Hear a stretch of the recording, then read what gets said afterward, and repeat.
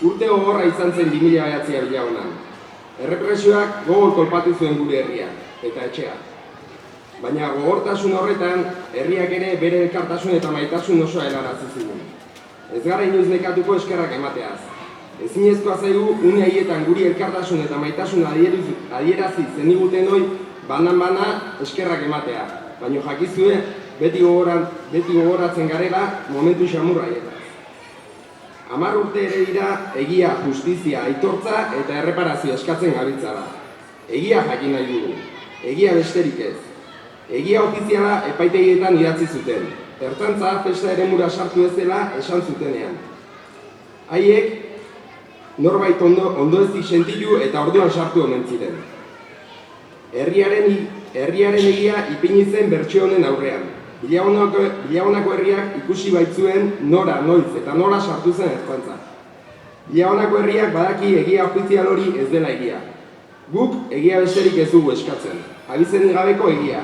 Egun hartan gertatutakoa adierazten duen egia. Justizia ere eskatzen dugu. 2009ko uztailaren 31an bulego batean agindu bat egon zen Villaonara horrenbeste ertzain bidaltzeko. Aldi berean, operazio hartako arduraduna nortzen jakin nahi dugu. Eta baita, Remi bihotza alertu arte estutu zuen ertzaina nor izan zen. Hauek denak nor diren eta bakoitzaren ardura maila zein izan zen jakin nahi dugu justizia egiteko. Aitortza berriz, argi dugu herriarena badugula. Hala ere, aitortza ofizial bat eskatzen dugu. Aurtengoan, indarkeria polizialaren biktimen legea onartu dute Eusko Legebiltzarrean. Baina ikusi dugu zein jarrera izan duten batzuek, provokazioarena. Gainera, Remi ez da lege horren baitan aitortua izan. Azkenik, erreparazioa eskatzen dugu. Honekin ez dugu esan nahi erreparazio ekonomikoa eskatzen dugunik. Guk, egun horretan pasatakoa ez errepikatzeko bermeak eskatzen ditugu. Beste inor gure egoeran egon ez dadin. Ordutik ona ikusi ditugu Inigo Kabakasen kasua eta aurten bertan Bilbon matrailezurra hautsi dioten neskarena. Polizia ereduan aldaketa bat eman behar da, horrelako gauza berriro gertatu ez daitezen, eta honen bermea eskatzen dugu.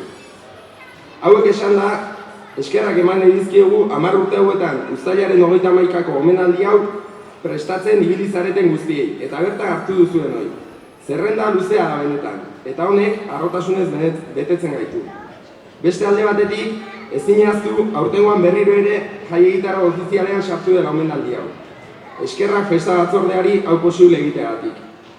Duela 4 urteko festetan, udal gobernua osatzen zuen PNV festetatik ezabatu nahi izan zuen Remiren presentzia, baina kontrakoa lortu zuen. Programa arloan ospatu ziren ekitaldietan bere argazkia presente egon zen une oro, eta erromeria egunean bertan, festa batzordeak omenaldi xume bezain hunkigarri eskaini zion. Ez ziren festa errezak izan guretzat, eta zuen babes guzti horrek arindu zuen gure amorru eta ezina. Azkenik, berriro eskerrak ematea beste urte batez gure ondoan egoteagatik egun honetan. Gora Remi!